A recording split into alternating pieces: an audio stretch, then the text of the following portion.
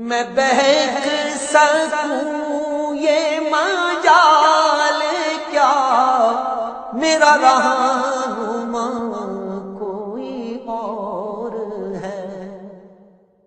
نحمدہ و نصلی علی رسولہ النبی الکریم الامین، اما بعد فاعوذ باللہ السمیع العلیم من الشیطان الرجیم، بسم اللہ الرحمن الرحیم۔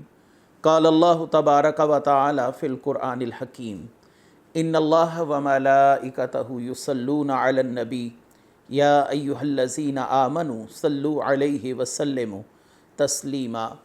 الصلاۃ والسلام علیک یا رسول اللہ وعلی آلک واصحابک یا نبی اللہ۔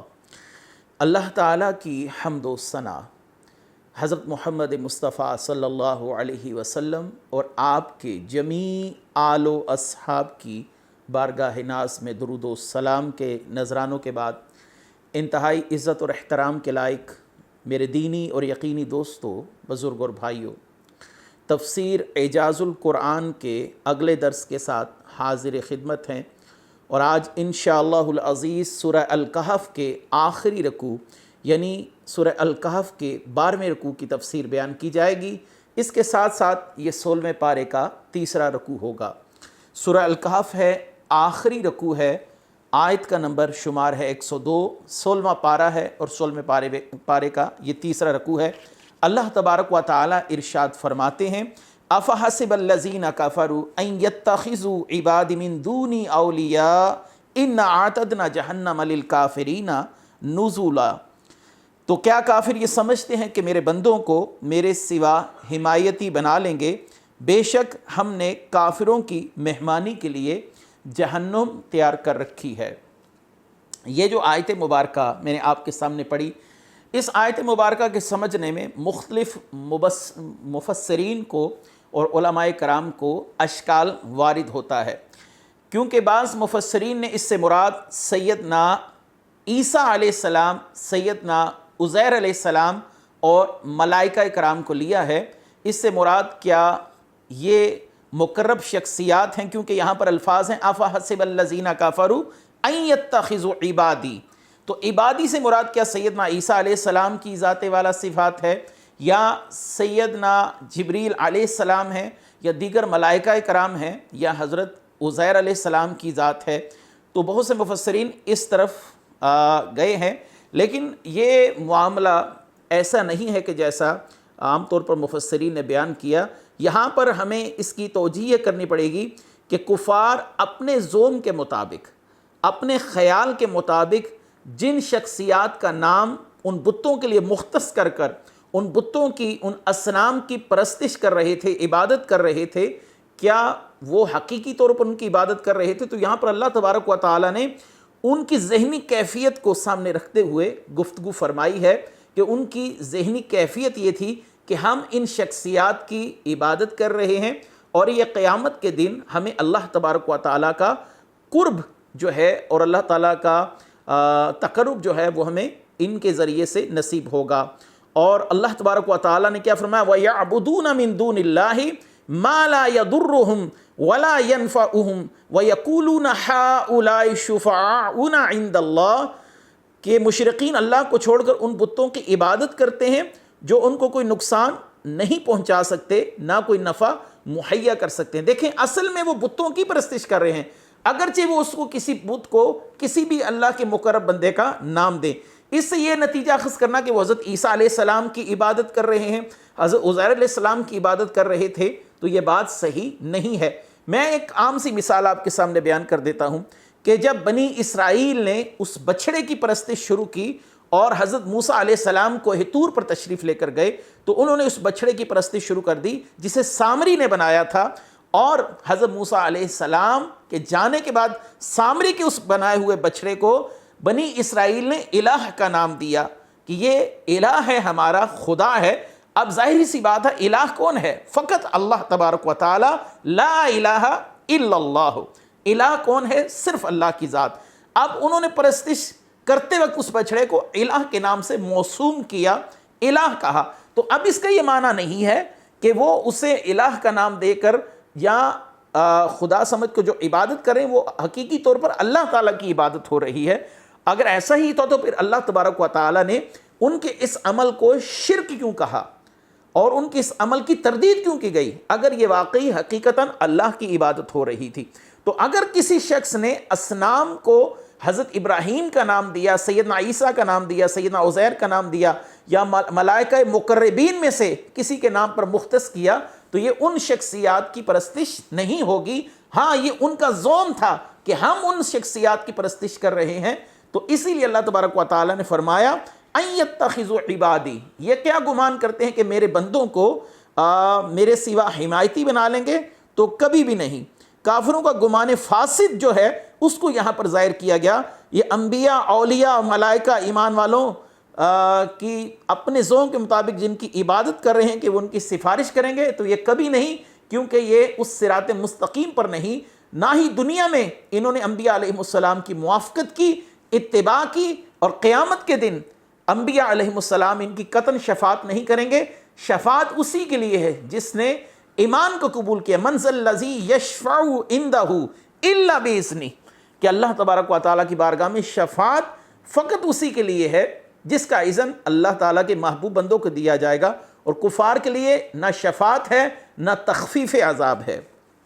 اگلی آیت ہے قل هل ننبئکم بالاخسرین اعمالا، تو تم فرماؤ کیا ہم تمہیں بتا دیں کہ سب سے زیادہ ناقص عمل کرنے والے کون ہیں؟ اس آیت میں کفار کے سردار کے اعتراض کا جواب دیا گیا، اور کفار سردار جو تھے وہ اپنے متبعین کو مالی طور پر سپورٹ کیا کرتے تھے، یعنی اگر ان کو کوئی مشکل آ گئی تو ان لوگوں کو مالی طور پر رقوم دے کر اور پیسہ دے کر ان لوگوں کی مدد کی جاتی تھی۔ جب یہی متبعین، یہی غریب لوگ مسلمان ہوئے تو مسلمان ہوتے ساتھ ہی ان لوگوں کی مالی جو حالت تھی وہ انتہائی خراب ہو گئی، اور کفار کو یہ کہنے کا موقع ملا کہ ایمان سے پہلے تم لوگوں کی جو حالت تھی وہ بہتر تھی، لیکن ایمان لانے کے بعد تمہاری حالت پہلی حالت سے بھی گزری ہو گئی، تمہارے لیے ایمان کوئی زیادہ مفید عمل ثابت نہیں ہوا۔ تو اللہ تبارک و تعالیٰ نے فرمایا کہ محبوب صلی اللہ علیہ وسلم ان سے فرما دیجئے کہ اہل ایمان خسارے میں نہیں ہے، خسارے میں تم ہو، کیونکہ قیامت کے دن اس بات کا تم پر انکشاف ہو جائے گا کہ خسارہ کس شخص نے پایا۔ قل هل ننبئکم بالاخسرین اعمالا، کہ کون شخص خسارے میں ہے، اور دنیاوی مفادات یہ حقیقت میں کامیابی کا زینہ نہیں ہے، کامیابی نہیں ہے۔ اور ایک تفسیر اس کی یہ بھی کی گئی کہ وہ راہب جو لوگ گرجوں میں خلوت نشین رہتے تھے اور اللہ کی عبادت کرتے تھے، لیکن رسول اللہ صلی اللہ علیہ وسلم کی اتباع سے بھاگے رہے، آپ صلی اللہ علیہ وسلم کی اتباع سے انہوں نے اجتناب برتا، یا حضرت علی رضی اللہ تعالیٰ انہوں نے فرمایا اس سے مراد اہل حرورہ ہیں، یعنی خوارج ہیں، کہ وہ بہت زیادہ عبادت کرتے تھے لیکن وہ اپنے ذوق کے مطابق دوسرے لوگوں کو بدعتی اور مشرک گمان کرتے تھے۔ تو اللہ تبارک و تعالیٰ نے ان لوگوں کے متعلق فرمایا هل ننبئکم بالاخسرین اعمالا، عبادات اگرچہ کسی شخص کی کیسی ہی کیوں نہ ہو، ان کے اندر وہ کتنا ہی مہارت رکھنے والا ہو، اگر اس کا عقیدہ صحیح نہیں ہے تو اس کی جو عبادات ہیں وہ اس کو قطعاً فائدہ نہیں دے سکتی۔ اگلی آیت اللہ تعالیٰ نے ارشاد فرمایا الذین ضل سعیہم فی الحیاۃ الدنیا وہم یحسبون انہم یحسنون صنعا، وہ لوگ جن کی ساری کوشش دنیا کی زندگی میں برباد ہو گئی، حالانکہ وہ یہ گمان کر رہے ہیں کہ وہ اچھا کام کر رہے ہیں۔ اس سے پہلی آیت میں اعمال کے اعتبار سے سب سے زیادہ خسارہ پانے والے لوگوں کی خبر دی گئی، اب اس آیت میں ان لوگوں کے متعلق گفتگو کی گئی کہ جو اپنے گمان کے مطابق نیک عمل کر رہے ہیں لیکن وہ اعمال اللہ کی بارگاہ میں شرف اجابت نہیں پا رہے، کیوں؟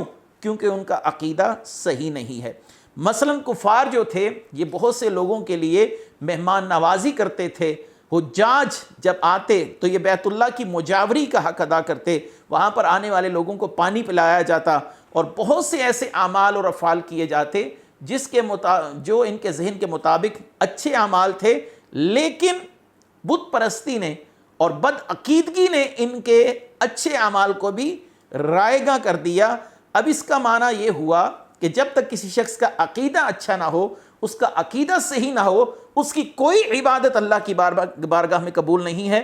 وہ روزہ ہے، وہ نماز ہے، وہ حج ہے، وہ زکوٰۃ ہے، وہ صدقات ہیں، وہ کچھ بھی ہے، وہ جو کچھ بھی کر رہا ہے، اگر اس کا عقیدہ صحیح نہیں تو اس کی کوئی عبادت قبول نہیں ہے۔ یہی وہ لوگ ہیں جن کے لیے اللہ تبارک و تعالیٰ نے فرمایا یحسبون انہم یحسنون صنعا، اپنے گمان کے مطابق وہ اچھے کام کر رہے ہیں، لیکن یہ وہی لوگ ہیں جن کے سب نیک اعمال عکارت کر دیے گئے۔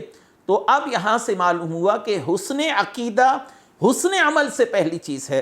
اگر کسی کا عقیدہ اہل سنت کے عقیدے کا موافق نہیں ہے، وہ بدعتی ہے، تو ایسے شخص کی تمام عمر بھر کی نیکیاں وہ رائیگاں کر دی جائیں گی۔ سب سے پہلی ضروری چیز ہے کہ عقیدے کے اندر اصلاح کی جائے، عقیدے میں حسن رکھا جائے۔ اگلی آیت اللہ تبارک و تعالی ارشاد فرماتے ہیں اولئک الذین کفروا بآیات ربہم ولقائہ فحبطت اعمالہم فلا نقیم لہم یوم القیامۃ وزنا۔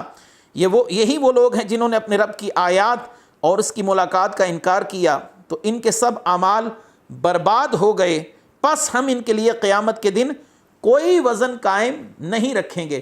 اس آیت میں قیامت کے دن اللہ تبارک و تعالیٰ نے فرمایا کہ ان کے اعمال کا وزن نہیں کریں گے۔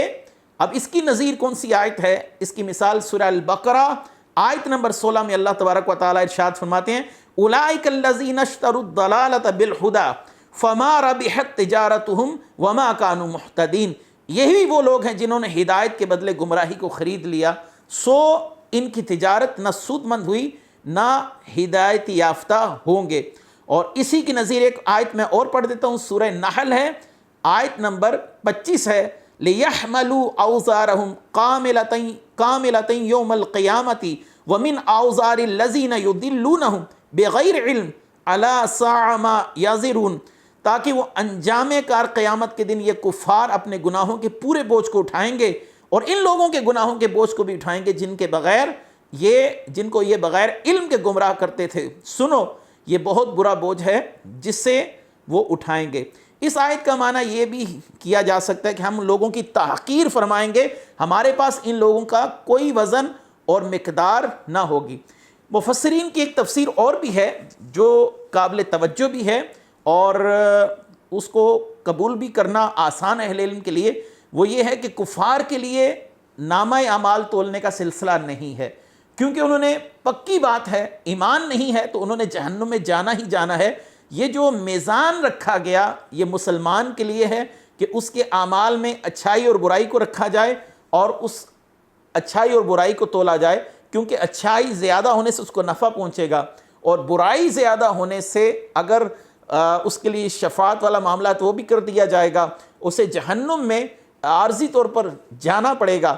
لیکن کفار کی اگرچہ نیکیاں زیادہ ہی کیوں نہ ہو، دنیاوی لحاظ سے اس کے اعمال صالح زیادہ کیوں نہ ہو، لیکن چونکہ اس کے پاس اعمال زیادہ ہونے کے باوجود حسن عقیدہ نہیں ہے، اللہ کو وہ ایک نہیں مانتا، وہ شرک کے اندر مبتلا ہے، وہ سرور کونین حضرت محمد مصطفیٰ صلی اللہ علیہ وآلہ وسلم ان کی اتباع اور اطاعت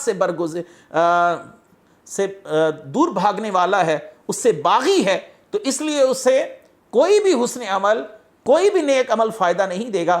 لہٰذا مفسرین کی ایک رائے یہ ہے کہ نامہ اعمال کو تولنا میزان فقط اہل ایمان کے لیے ہے، کفار کے لیے نہیں ہوگا۔ یہ علماء کی ایک رائے ہے جو میں نے آپ کے سامنے بیان کر دی۔ آگے اللہ تبارک و تعالی ارشاد فرماتے ہیں ذَلِكَ جَزَاؤُهُمْ جَهَنَّمُ بِمَا كَفَرُوا وَاتَّخَذُوا آیَاتِي وَرُسُلِي هُزُوًا، یہ ان کا بدلہ ہے جہنم، کیونکہ انہوں نے کفر کیا اور میری آیات اور میرے رسولوں کو ہنسی مذاق بنا دیا۔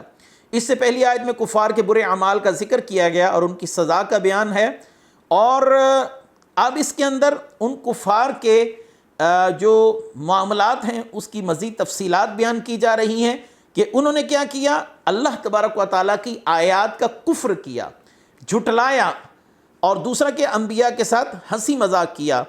تو قاضی ثناء اللہ پانی پتی ہوں، علامہ اسماعیل حقی رحمۃ اللہ علیہ ہوں یا دیگر مفسرین ہوں، یہاں پر ایک اچھی بات بیان فرماتے ہیں وہ یہ ہے کہ علماء کرام جو ہیں یہ انبیاء علیہم السلام کے وارث ہیں. جیسے انبیاء علیہم السلام کے ساتھ استہزاء کرنا، ان کا مذاق اڑانا، یہ شریعت کے اندر ناپسندیدہ ہے، اللہ کا ناپسندیدہ معاملہ ہے. تو ایسے ہی علماء کرام کے ساتھ ایسا رویہ رکھنا جو ان کی تحقیر پر مبنی ہو اور ان کی عزت نفس کو مجروح کرنے والا ہو، یہ بھی شریعت کے اندر منع ہے. اب یہاں سے ان لوگوں کی عبرت حاصل کرنی چاہیے جو سوشل میڈیا پر بیٹھ کر، اپنی نجی محفلوں میں بیٹھ کر علماء کرام کا مذاق اڑاتے ہیں. اگلی آیت ہے ان الذین آمنوا وعملوا الصالحات کانت لهم جنات الفردوس نزلا خالدین فیہا لا یبغون عنہا حولا. بے شک جو لوگ ایمان لائے اور اچھے اعمال کیے، ان کے لیے مہمانی کے لیے فردوس کے باغات ہیں، وہ ہمیشہ ان میں رہیں گے، ان میں سے کوئی دوسری جگہ بدلنا نہ چاہیں گے. یہاں پر جنت کی جو صفات ہیں اس کا بیان ہے، اور جنت کے 4 جو طبقات ہیں ان کا بیان کیا جائے گا. جنت الفردوس جو ہے یہ سب سے اعلیٰ جنت ہے، اور اللہ تبارک و تعالیٰ نے جنت کے 4 طبقات رکھے ہیں: جنات النعیم، جنات المأویٰ، جنات عدن اور جنات الفردوس. اللہ تعالیٰ سورہ سجدہ کے اندر فرماتے ہیں اما الذین آمنوا وعملوا الصالحات فلہم جنات المأویٰ نزلا بما کانوا یعملون. رہے وہ لوگ جو ایمان لائے اور انہوں نے نیک عمل کیے تو آخرت میں ان کے ٹھہرنے کے لیے جنتیں ہیں، اور یہ ان کے کیے ہوئے نیک کاموں کی مہمانی ہے یا مہمان نوازی ہے. المأویٰ ٹھہرنے کی جگہ کو کہا جاتا ہے. اور اللہ تبارک و تعالیٰ نے جنات النعیم کا ذکر سورہ مائدہ آیت نمبر 65 میں کیا. وَلَوْ أَنَّ أَهْلَ الْكِتَابِ آمَنُوا وَاتَّقُوا لَكَفَّرْنَا عَنْهُمْ سَيِّئَاتِهِمْ وَلَا أَدْخَلْنَاهُمْ جَنَّاتِ النَّعِيمِ. یہاں پر اللہ تبارک و تعالیٰ نے جنات النعیم کا ذکر کیا. اور جنات عدن اللہ تبارک و تعالیٰ نے اس کا تذکرہ سورہ توبہ آیت نمبر 72 میں فرمایا وَعَدَ اللَّهُ الْمُؤْمِنِينَ وَالْمُؤْمِنَاتِ جَنَّاتٍ تَجْرِي مِن تَحْتِهَا الْأَنْهَارُ خَالِدِينَ فِيهَا وَمَسَاكِنَ طَيِّبَةٍ فِي جَنَّاتِ عَدْنٍ وَرِضْوَانٌ مِّنَ اللَّهِ أَكْبَرُ ذَلِكَ هُوَ الْفَوْزُ الْعَظِيمُ. اور جنات الفردوس اللہ نے اس کا ذکر سورہ الکہف آیت نمبر 107 میں فرمایا ان الذین آمنوا وعملوا الصالحات کانت لہم جنات الفردوس نزلا. بے شک جو لوگ ایمان لائے انہوں نے نیک عمل کیے، ان کے لیے جنات الفردوس میں مہمان نوازی ہے. نبی کریم صلی اللہ علیہ وسلم نے فرمایا کہ جنت کے 100 درجے ہیں، ہر 2 درجوں کے درمیان اتنا فاصلہ ہے جتنا آسمان اور زمین کے درمیان فاصلہ ہے. اور جنت الفردوس سب سے بلند اور سب سے عرفہ ہے، اس سے جنت کے 4 درجے نکلتے ہیں. پس جب تم اللہ تعالیٰ سے سوال کرو تو جنت الفردوس کا کرو. اور اللہ نے فرمایا خالدین فیہا لا یبغون عنہا حولا. اس آیت کا معنی ہے کہ وہ جنت سے کسی اور جگہ جانے کو طلب نہیں کریں گے. اگلی آیت قل لو کان البحر مدادا لکلمات ربی لنفد البحر قبل ان تنفد کلمات ربی ولو جئنا بمثلہ مددا. یعنی اگر اللہ تعالیٰ کی تخلیقات کو تمام دنیا کے درخت، شجر قلم بن کر لکھنا شروع کریں اور تمام سمندر جو ہیں یہ سیاہی بن جائیں تو یہ اللہ تبارک و تعالیٰ کی کلمات نہیں لکھ سکتے. یہاں پر کلمات سے مراد کیا ہے؟ یہاں پر کلمات سے مراد تخلیقات ہیں جو اللہ نے مخلوقات پیدا کی. یہ ہے ایک تفسیر، اور یاد رکھیے کہ قرآن کی ہر تفسیر اپنے مقام پر حجت ہے. دوسری تفسیر یہ کی گئی کہ اللہ تبارک و تعالیٰ کی توحید اور الوہیت پر جو دلائل ہیں یہ کبھی ختم نہیں ہوں گے. اگر ان کو لکھا جائے تو تمام دنیا کے شجر یہ قلم بن جائیں، تمام سمندر دنیا کے یہ سیاہی بن جائیں تو اللہ تبارک و تعالیٰ کی توحید اور الوہیت کے دلائل نہیں لکھے جا سکتے. اور ایک تفسیر یہ بھی ہے کہ اللہ تبارک و تعالیٰ نے جو اپنے محبوب کریم صلی اللہ علیہ وسلم پر بالعموم اور اولیاء کرام پر یہ جو انعامات فرمائے، نبی کریم صلی اللہ علیہ وسلم پر بالخصوص اور اولیاء پر بالعموم جو انعامات فرمائے، اگر تمام دنیا کے شجر قلم بن کر لکھیں تو ان کو بیان نہیں کیا جا سکتا. اللہ نے فرمایا انا اعطیناک الکوثر فصل لربک وانحر. یہ جو کوثر ہے یہ کیا ہے؟ هو الخیر الکثیر کلہ، یہ ہر شے کی کثرت ہے اور اللہ نے فرمایا قُل لَوْ كَانَ الْبَحْرُ مِدَادًا لِكَلِمَاتِ رَبِّي لَنَفِدَ الْبَحْرُ قَبْلَ أَن تَنفَدَ كَلِمَاتُ رَبِّي وَلَوْ جِئْنَا بِمِثْلِهِ مَدَدًا۔ اللہ کے جو انعامات ہیں آقا کریم حضرت محمد مصطفیٰ صلی اللہ علیہ وسلم پر، پوری دنیا اگر چاہے لکھے تو اللہ تبارک و تعالیٰ کے ان انعامات کو قلم کے احاطے میں نہیں لایا جا سکتا۔ اور سیاہی بن کر سمندر اگر لکھنا شروع کرے، سمندر کی سیاہی اگر پانی سیاہی بن جائے تو ان کلمات اور انعامات کو لکھنے سے عاجز آ جائے گا شخص۔ اللہ نے فرمایا یہی بات اللہ تعالیٰ نے سورہ لقمان آیت نمبر 27 میں فرمائی وَلَوْ أَنَّ مَا فِي الْأَرْضِ مِنْ شَجَرَةٍ أَقْلَامٌ وَالْبَحْرُ يَمُدُّهُ مِنْ بَعْدِ سَبْعَةُ أَبْحُرٍ مَا نَفِدَتْ كَلِمَةُ اللَّهِ إِنَّ اللَّهَ عَزِيزٌ حَكِيمٌ۔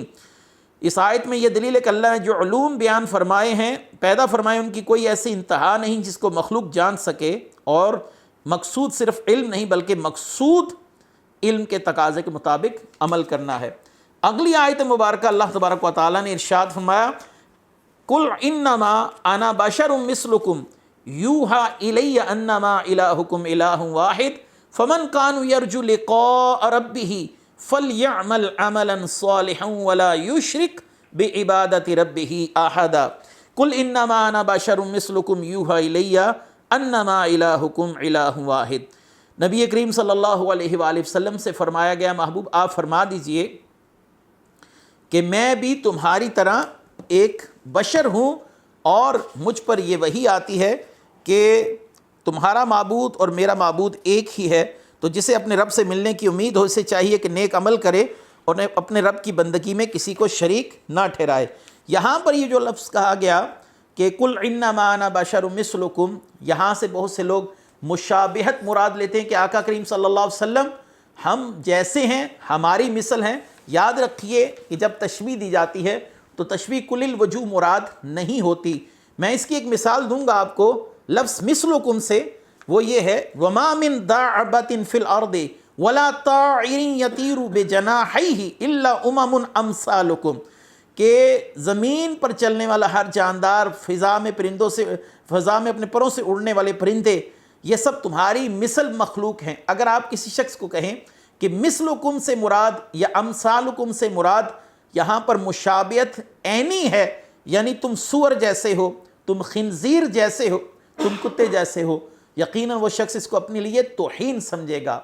اور ایسے ہی رسول اللہ صلی اللہ علیہ وسلم کے لیے لفظ مثل دیکھ کر کوئی شخص بھی آپ صلی اللہ علیہ وسلم کی برابری کا دعویٰ نہیں کر سکتا۔ آپ کی آنکھیں ہیں لیکن ان آنکھوں سے آپ صلی اللہ علیہ وسلم 7 آسمان دیکھ لیتے ہیں۔ آپ صلی اللہ علیہ وآلہ وسلم کے کان ہیں لیکن آپ صلی اللہ علیہ وسلم آسمانوں پر فرشتوں کے سجدوں کی گڑ گڑاہٹ کو سن لیتے ہیں۔ آپ صلی اللہ علیہ وسلم کی زبان اقدس ہے لیکن وہ زبان جس کو سب کن کی کنجی کہیں، یعنی اس کی نافذ حکومت پہ لاکھوں سلام کہ اس زبان سے بات نکلے تو ہو کر رہے۔ آپ صلی اللہ علیہ وسلم کا چہرہ بھی ہے، ہمارا بھی چہرہ ہے، لیکن اس چہرے کے لیے اللہ تعالیٰ فرماتے ہیں قد نرا تقلب وجہک فی السماء فلا نولینک قبلۃ ترضاها۔ اے محبوب صلی اللہ علیہ وسلم، آپ کا چہرہ ہم آسمان کی طرف اٹھتا دیکھتے ہیں۔ آپ صلی اللہ علیہ وآلہ وسلم آپ کا چہرہ آسمان کی طرف اٹھتا ہوا دیکھتے ہیں۔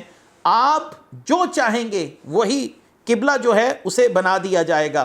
اور آقا کریم صلی اللہ علیہ وآلہ وسلم کے ساتھ ہماری کسی صورت نہ کوئی مشابہت ہے نہ مطابقت ہے، یہ صرف ایک چیز کے اندر ہے کہ آپ بھی اللہ کی مخلوق ہیں، اللہ تبارک و تعالیٰ کی عبادت کرنے والے ہیں، ہم بھی اللہ تبارک و تعالیٰ کی مخلوق ہیں۔ صرف مخلوق ہونے میں ایک چیز کے اندر مثلیت ہے، نہیں تو ذاتی طور پر رسول اللہ صلی اللہ علیہ وآلہ وسلم کے ساتھ نہ ہماری ظاہری مشابہت ہے نہ ہی باطنی طور پر کوئی مشابہت ہے۔ آگے اللہ تبارک و تعالیٰ نے کیا ارشاد فرمایا اسی آیت میں فَمَنْ كَانَ يَرْجُو لِقَاءَ رَبِّهِ فَلْيَعْمَلْ عَمَلًا صَالِحًا وَلَا يُشْرِكْ بِعِبَادَةِ رَبِّهِ أَحَدًا، کہ جو اپنے رب سے ملنے کی امید رکھے اسے چاہیے کہ نیک عمل کرے، اپنے رب کی بندگی میں کسی کو شریک نہ کرے۔ یہاں پر نیک عمل سے مراد ہے جو عمل کرے وہ بلا ریا کرے، یعنی اللہ تبارک و تعالیٰ کی رضا کے لیے عمل کرے۔ نماز تو پڑھ رہا ہے لیکن ریا کے لیے پڑھ رہا ہے تو وہ اللہ تبارک و تعالیٰ سے اس حال میں ملے گا کہ اللہ تعالیٰ اس سے غضبناک ہوگا۔ الذین ہم یراؤن، اللہ تعالیٰ نے فرمایا ایسے لوگ جو ریا کرتے ہیں اللہ تعالیٰ ان سے شدید نالا ہوگا۔ میں سنن ابن ماجہ کی ایک روایت پڑھ رہا ہوں، ایک مرد نے عرض کی یا رسول اللہ صلی اللہ علیہ وسلم میں کوئی نیک عمل کرنا چاہتا ہوں اور اس پر لوگ مطلع ہوتے ہیں تو میں خوش ہوتا ہوں۔ تو رسول اللہ صلی اللہ علیہ وآلہ وسلم نے فرمایا تمہیں 2 اجر ملیں گے، ایک تنہائی میں عمل کرنے کا اجر ملے گا، ایک اس کے ظہور کا اجر ملے گا۔ یعنی یہ اس صورت میں معمول ہے کوئی شخص اگر عمل کرے تو اللہ کی رضا کے لیے کرے، ہاں اگر وہ یہ چاہتا ہے کہ میرے اس نیک عمل کو دیکھ کے دوسرے لوگوں میں ترغیب ہو، دوسرے لوگ بھی نیک عمل کریں، تو اس نیت پر اسے دگنا اجر ہے۔ اور اگر کوئی شخص یہ چاہتا ہے کہ میرا عمل دوسرے لوگوں کو پتہ چلے اور وہ دیکھ کر میرے لیے واہ واہ کریں کہ کیا ہی یہ شخص ہے، تو اس نے اپنے نیک عمل کو اکارت کر دیا۔